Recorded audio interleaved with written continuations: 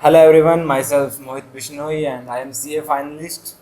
और आज हम बात करेंगे बीकॉम अकाउंटिंग एंड फाइनेंस क्या होता है, कैसे होता है, सारे प्रैक्टिकल एस्पेक्ट इसके कवर करेंगे। क्योंकि मैंने खुद बीकॉम अकाउंटिंग एंड फाइनेंस एक साल में की है, तो हम आपको सब कुछ बताएंगे आज की कैसे होता है, क्या डॉक्यूमेंट्स चाहिए होंगे, कैसे एग्ज़ाम फॉर्म भरना है, आपको कब एग्ज़ाम होते हैं, कब असाइनमेंट सबमिट करनी है, कहाँ से असाइनमेंट मिलेगी, सब कुछ इसमें कवर करेंगे। Roll number, examination and degree collection requirement, सब कुछ हम इस वीडियो में कवर करने जा रहे हैं। क्योंकि सभी सी स्टूडेंट की ये प्रॉब्लम आती है कि वो एक साल में करना चाहते हैं बीकॉम, लेकिन कैसे करें, कहाँ से करें, कितनी इसकी वैल्यू है, और सब कुछ आज हम डिस्कस करेंगे। हमारे पास सारे डॉक्यूमेंट्स हैं, तो चलिए आपका ज़्यादा वक्त नहीं लेंगे। आप भी एक सी स्टूडेंट हैं तो वक्त की कीमत मैं समझ सकता हूँ।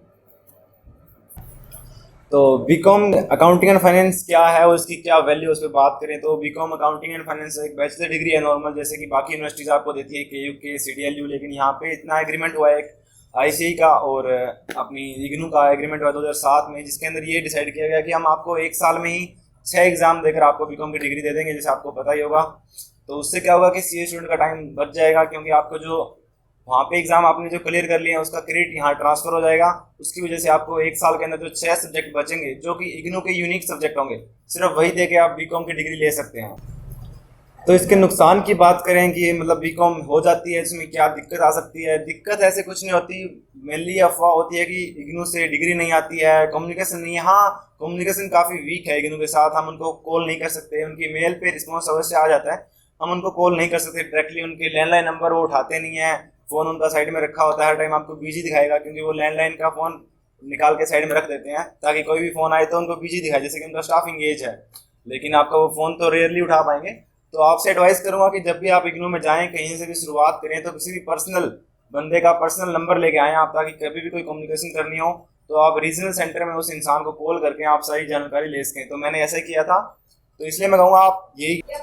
तो इसका नुकसान की बात करें तो इसमें नुकसान ये रहता है कि इसकी थोड़ी वैल्यू कम रहती है। आपने सुना होगा कि इग्नू से अगर बीकॉम करते हो थोड़ी सी वैल्यू कम रहती है, क्योंकि आपने एक साल में थोड़े एग्जाम दिए हैं।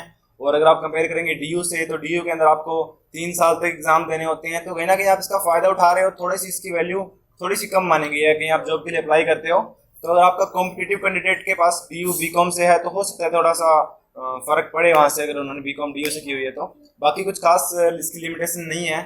इसमें बैचलर डिग्री से आप गवर्नमेंट जॉब के लिए अप्लाई कर सकते हो, सब कुछ आप कर सकते हो, ऐसी कोई दिक्कत वाली बात है नहीं।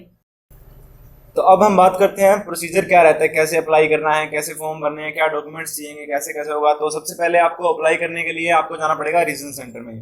तो रीजनल सेंटर क्या हो सकता है, आप किसी भी रीजनल सेंटर में जा सकते हो, आपके जो भी पास में होता है। जैसे हरियाणा में बात करें तो हरियाणा में इनका सबसे मेन सेंटर है करनाल में। करनाल में मैं गया हूँ एक बार, स्टार्टिंग में मुझे कोई इन्फॉर्मेशन थी नहीं यहाँ पे इसके बारे में, तो मुझे करनाल जाके इन्फॉर्मेशन मिली कि आपको कैसे कैसे अप्लाई करना है, कहाँ पे आपका क्या रीजनल सेंटर होता है, क्या स्टडी सेंटर होता है और क्या एग्जाम सेंटर हो सकता है।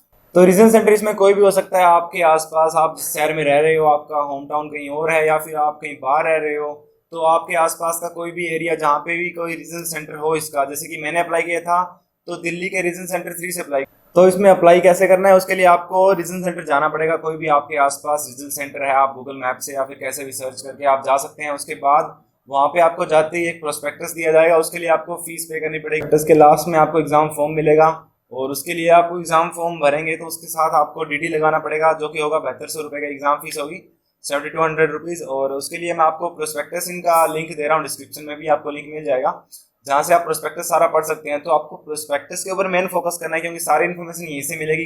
यानी कि जैसे इनके कोड बनाए हुए हैं, स्टडी सेंटर का कोड, एग्जाम सेंटर का कोड, अलग अलग कॉलेजेस को इन्होंने कोड में डिसाइड किया है, स्टेट को कोड में दिया है, आपकी हरियाणा बोर्ड है हो गया, जैसे कोई भी आपका स्कूल का कोड है उसको उन्होंने एक कोड में दिया हुआ है। तो कोड्स की रेफरेंस के लिए, सब्जेक्ट की रेफरेंस के लिए हमें इस फाइल को एक्सेस करना चाहिए। तो मैं आपको डिस्क्रिप्शन में लिंक दे रहा हूँ, वहाँ से आप चेक कर सकते हैं इस प्रोस्पेक्टस को। तो इनका प्रोस्पेक्टस है, ये काफ़ी बड़ा है, इसमें आपको A9 to A11 BCom accounting and finance के बारे में दिया गया है। और इसके लिए जो अप्लाई होता है वो होता है ऑफलाइन, यानी कि ऑनलाइन अभी तक फैसिलिटी आई नहीं है। एक बार आई थी लेकिन उसको विड्रा कर लिया गया, जैसे हमें बताया था करनाल हम जब गए थे। तो उसके बाद से अभी आपको ऑफलाइन ही अप्लाई करना पड़ेगा, आपको जाके ही सब कुछ करना पड़ेगा, ऑनलाइन का कोई ऑप्शन है नहीं।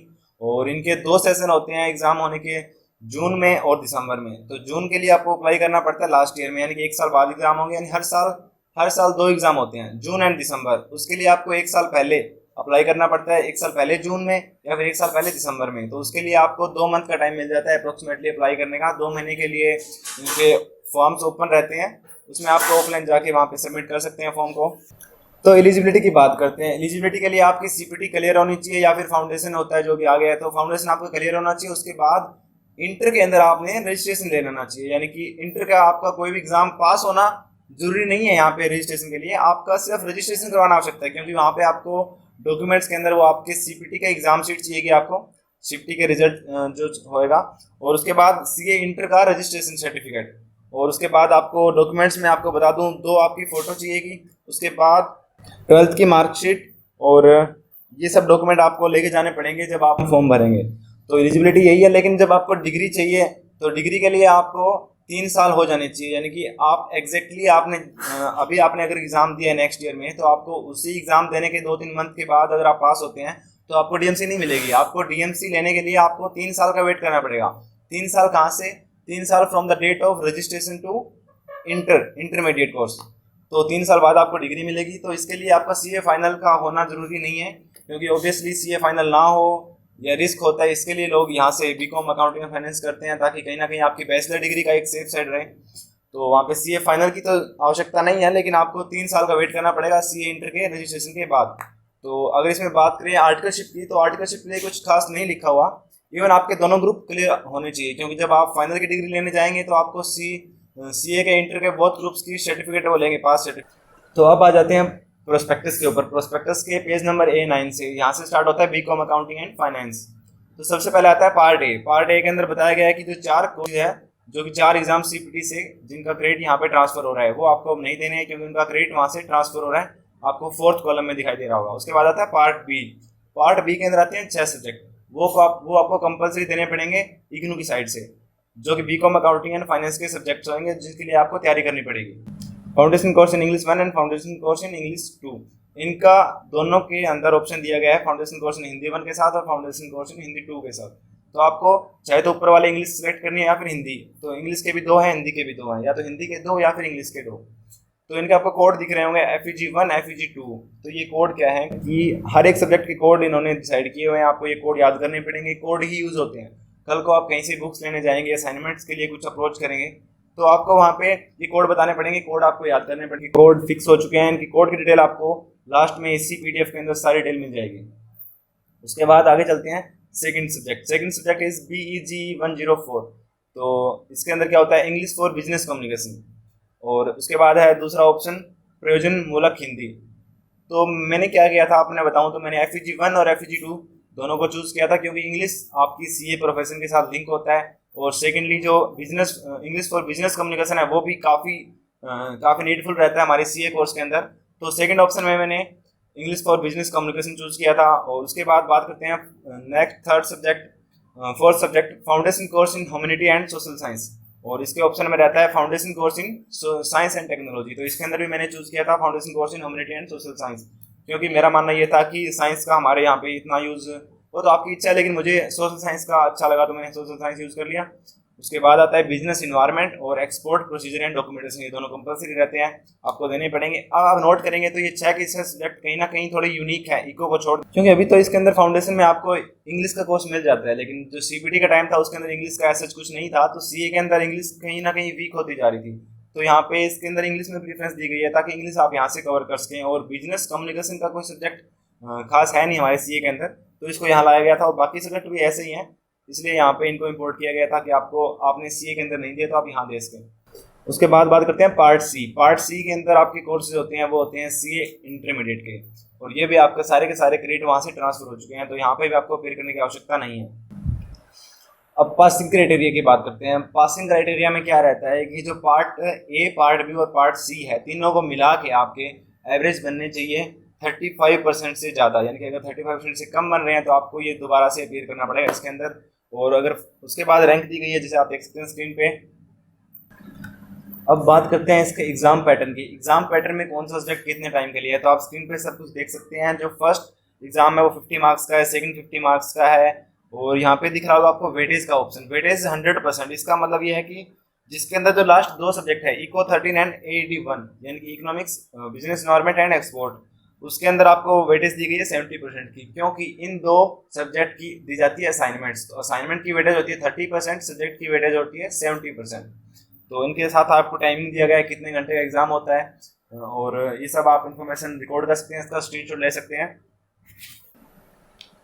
और फीस स्ट्रक्चर मैं आपको बता चुका हूँ, यहाँ पे फीस स्ट्रक्चर अपडेटेड नहीं है, ये 6,000 रुपये दिखा रहा है, ये यानी कि ये काफ़ी पुराना है PDF, तो यहाँ पे अपडेट नहीं हुआ अब तक। लेकिन अभी इसका 7200 रुपये चार्ज किया जाता है प्रोस्पेक्टस जब आप जाएंगे तो वहाँ पे। और उसके बाद और ये आपको वन टाइम पेमेंट करनी होती है, आपने एक बार पे कर दिया तो आपको 3 साल के लिए वैलिड रहता है ये। तो वैलिडिटी वैसे इसकी 6 साल तक होती है जो ये आप कोर्स दे रहे हो। आपने अगर एक बार इग्नू के अंदर रजिस्ट्रेशन करवा लिया तो 6 साल तक आपकी वैलिडिटी रहती है, 6 साल तक आपको दोबारा रजिस्ट्रेशन नहीं करवाना पड़ता। 6 साल के अंदर कभी भी आप एग्ज़ाम फॉर्म भर के एग्ज़ाम दे सकते हैं। तो उसके लिए आपको ये वन टाइम पेमेंट करनी पड़ती है 7200 की। तो आगे हम बात करेंगे असाइनमेंट्स कब सबमिट करनी होती है, कब एग्ज़ाम फॉर्म रह जाता है, एग्ज़ाम फॉर्म की फ़ीस 900 रुपये होती है, उस सब पे हम बात करेंगे। पहले हम बात कर लेते हैं एग्ज़ाम फॉर्म भरना कैसे है। उसके लिए आपके सामने एग्ज़ाम फॉर्म आ गया होगा, तो उसको हम वन बाय वन सारे स्टेप क्लियर करेंगे एग्ज़ाम फॉर्म कैसे भरना है। तो यह है पेज नंबर 173। तो यहाँ पे सबसे पहले आता है एप्लीकेशन नंबर, ये आपको नहीं फिल करना, ये खुद फिल करेंगे इग्नू वाले। उसके बाद कंट्रोल नंबर, वो भी वो खुद डालेंगे। आपको स्टार्टिंग करनी है प्रोग्राम कोड से। प्रोग्राम कोड आपको डालना है A1 क्योंकि BCom accounting and finance. Enrolment number आपको नहीं डालना है। उसके बाद रीजनल सेंटर कोड, तो इसी PDF के लास्ट में आपको मिल जाएगा रीजनल सेंटर कोड, वहाँ से आप ये कोड डाल सकते हैं जिस रीजनल सेंटर से भी आप अप्लाई कर रहे हैं। और उसके बाद study centre code. Study centre code क्या होता है, ये होता है कि जहाँ पे आपको असाइनमेंट सबमिट करनी है, तो असाइनमेंट आपको प्रैक्टिकली फिजिकली जाके सबमिट करनी होती है। उसके लिए भी आप नीचे लिस्ट में से देख सकते हैं कि आपको कौन सा आपके पास स्टडी सेंटर रहता है, वो आप यहाँ पे उसका कोड फिल कर सकते हैं। उसके बाद आता है आपका स्टेट कोड, आपका कौन सा स्टेट है नीचे मिल जाएगा। उसके बाद फोटोग्राफ, यहाँ फोटोग्राफ फिक्स करने आपको 2 फोटोग्राफ चाहिए जैसे मैंने आपको बताया था। फोटोग्राफ एक यहाँ लगेगी, एक नीचे लगाए, यहाँ पे साइन कीजिएगा। उसके बाद medium code for BCom, English डाल दीजिए, हिंदी डाल दीजिए। आर यू रजिस्टर्ड, येस और नो, आपने पहले कोई बीकॉम इग्नू से आपने पहले कुछ भी किया है तो आप यहाँ पे येस, अदरवाइज नो। और येस तो डिटेल डाल दीजिए। उसके बाद डेट ऑफ बर्थ आप यहाँ पे डाल दीजिए। उसके बाद नेशनलिटी, और उसके बाद आप इसमें कुछ है नहीं खास। अब मेन हम बात करते हैं इसके लिए सब्जेक्ट्स की। Points number 20। तो ये आपको कोड, जैसे मैंने आपको बताया, कोड आपको याद करने पड़ेंगे या फिर आप कोड से लिंक कर सकते हैं सब्जेक्ट वहाँ से।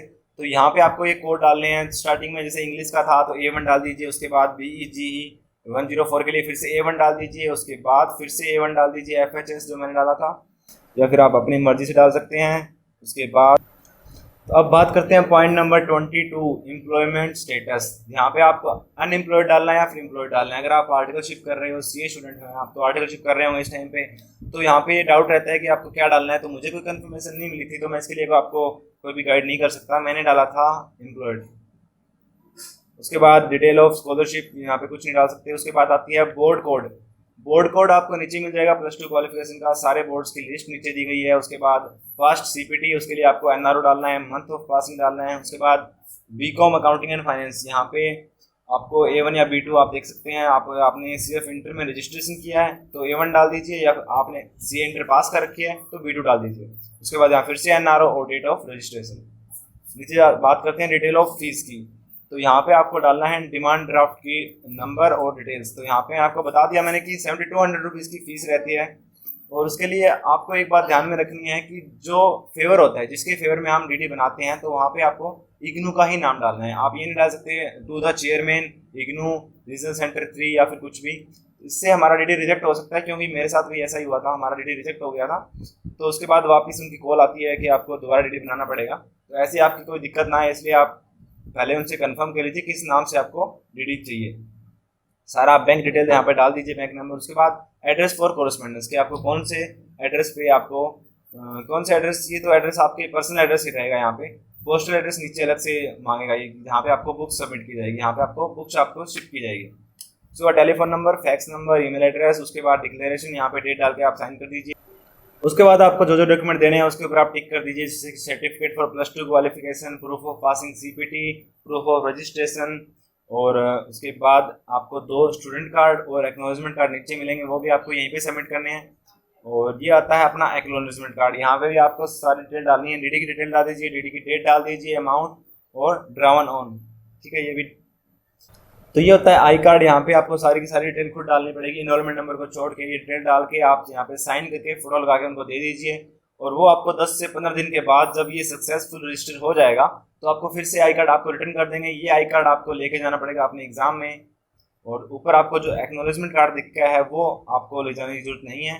तो ये जो आई कार्ड होता है ये आपको बाद में एग्ज़ाम सीटिंग के लिए आपको आई कार्ड और आपका एडमिट कार्ड जो लास्ट में आता है उसको बोलते हैं हॉल टिकट। तो हॉल टिकट और ये दोनों आपको लास्ट में चाहिएगी। और उसके बाद यहाँ पे आप डाल दीजिए अपना पोस्टल एड्रेस, जिस एड्रेस पे आपको बुक्स चाहिएगी सारी ट्रेन डाल दीजिए और या आप वहाँ पे सबमिट कर दीजिएगा। तो एग्ज़ाम फॉर्म कैसे भरते हैं वो सब हमने देख लिया है। और मेरे पास है ये प्रोस्पेक्टस जो मैंने आपको स्टार्टिंग में दिखाया था, ये आपको 700 रुपये में मिलेगा स्टार्टिंग में, आपको कैश में पेमेंट करके 700 रुपये में ये प्रोस्पेक्टस मिल जाएगा। इसे वहाँ पे पढ़ लीजिएगा। लास्ट में इसके आपको एग्ज़ाम फॉर्म मिलेगा जो यहाँ से निकाल के उसमें फिल करके सारा आपको ऑफलाइन सबमिट करना है। और ये है मेरे पास जो 3 बुक आपको डिपार्टमेंट से कलेक्ट करनी है। तो ये इस तरह की दिखाई देगी, काफ़ी मतलब बड़ी डिवाइड की गई है 4 पार्ट में। ये एक 4 पार्ट में है जो कि है AED 1, और उसके बाद बाकी जो 2 बुक्स हैं business communication and business environment, ये भी काफ़ी डिवाइड्स की हैं, काफ़ी बड़ी बुक्स है ये। तो ये 3 बुक्स तो मेरे पास है, बाकी 3 मेरे पास थी नहीं। और इसके लिए अल्टरनेटिव क्या रहता है कि काफ़ी बड़ी बुक्स हो जाती है, 6 बुक्स काफ़ी बड़ी, इतनी बड़ी हो जाएगी। तो मैंने एग्ज़ाम नोट परचेज़ किए थे मार्केट से, आप भी कर सकते हैं। तो ये है एग्ज़ाम नोट्स, ये 6 एग्ज़ाम नोट्स मैं लाया था, हिसार से लाया था मैं यहाँ पे। इसकी आपको कॉस्ट पड़ेगी 600 रुपये के राउंड। और एग्ज़ाम नोट्स में और स्टडी मैट में क्या फ़र्क रहता है मेनली कि जो एग्ज़ाम नोट है उसके अंदर क्वेश्चन पेपर और क्वेश्चन आंसर रहते हैं लास्ट ईयर के, सॉल्व क्वेश्चन पेपर रहते हैं लास्ट 6 to 7 ईयर्स के। और वैसे भी देखने में भी काफ़ी लाइट वेट है, ये इतना है, काफ़ी पतली है ये बुक्स, और काफ़ी समराइज़ किया गया डिटेल्स में, काफ़ी कम कर दिया गया डिफरेंस। बाकी आप देख सकते हैं स्क्रीन पे क्या क्या डिफरेंस है मेनली। तो ये तो बात होगी स्टडी मैट की। अब बात करते हैं असाइनमेंट की। असाइनमेंट आपको कब सबमिट करनी है? असाइनमेंट आपको सबमिट करनी पड़ती है अराउंड, जैसे अगर बात करें जून अटैम्प्ट के लिए तो उसके अंदर आपको मार्च के अंदर असाइनमेंट सबमिट करनी पड़ेगी, और दिसंबर के लिए आपको सितंबर में सबमिट करनी पड़ेगी। असाइनमेंट आपको मिल जाएगी पोर्टल पे। इसमें 3 सब्जेक्ट रहेंगे, इको 13, इको 12 और AED 1। तो जो इको 12 है वो भी सब्जेक्ट नहीं है हमारे इस कोर्स के अंदर, तो हमारे पास 2 सब्जेक्ट बचते हैं, इको 13 और AED 1। इन दोनों की असाइनमेंट आपको सबमिट करनी है, ऑफलाइन जाके सबमिट करनी होती है हैंड रिटन में आपको। और इसके क्वेश्चन पेपर होते हैं वो आपको पोर्टल पे मिल जाएंगे, साइट पे मिल जाएंगे, जहाँ से आप क्वेश्चन पेपर डाउनलोड कीजिए इसका, और वहाँ पे ये क्वेश्चन आपको फिल करके सबमिट करने होते हैं ऑफलाइन। तो अगर आपके पास टाइम नहीं है, जैसे कि हर स्टूडेंट चाहता है कि उसको कहीं ना कहीं से मिल जाए असाइनमेंट, बनी बनाई असाइनमेंट मिल जाए, तो उसके लिए आप ले सकते हैं। चाहे तो आप इसका कंटेंट ले सकते हैं, इसको 20 रुपीज़ पर एग्ज़ाम में आपको आंसर्स मिल जाएंगे, तो आप आंसर्स देख के अपने आप लिख सकते हैं। या फिर अगर आप चाहते हैं कि कोई और आपके लिए बना के इसको रखे, आप वहाँ से डायरेक्टली जाके परचेज कर लो, तो बहुत सारी बुक स्टोर पे ये सब ऑप्शन भी होते हैं। तो वहाँ से आपको अराउंड 150-200 रुपये में एक सब्जेक्ट मिल जाएगा। तो 600, 700, 800 रुपये तक सारी असाइनमेंट आपको, सॉरी 600 तो नहीं क्योंकि 2 ही सब्जेक्ट हैं, तो आपको अराउंड 400 रुपये में दोनों असाइनमेंट मिल जाएगी। तो एग्ज़ाम फीस होती है 900 रुपये। आपको अगर जून में अपीयर होना है तो आपको फेब में अप्लाई करना पड़ेगा, और अगर आपको दिसंबर में अपीयर होना है तो आपको अगस्त में अप्लाई करना पड़ेगा।